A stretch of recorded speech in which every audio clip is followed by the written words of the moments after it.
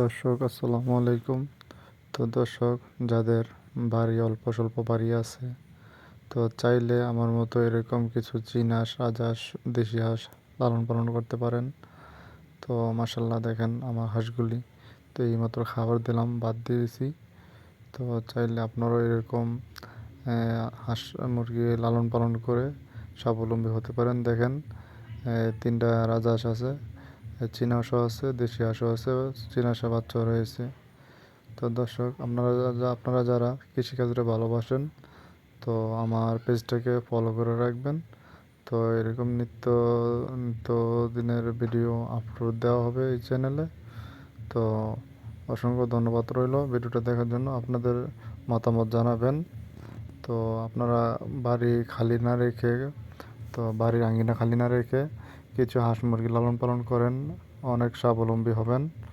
তো ডেভেলপ করতে পারবেন। দেখেন, মাশাল্লাহ, দেওয়ার মালিক হলো আল্লাহ। আল্লাহ যখন কাকে কোন সময় দিবে বলা যায় না। তো ধন্যবাদ রইল, ভালো থাকবেন।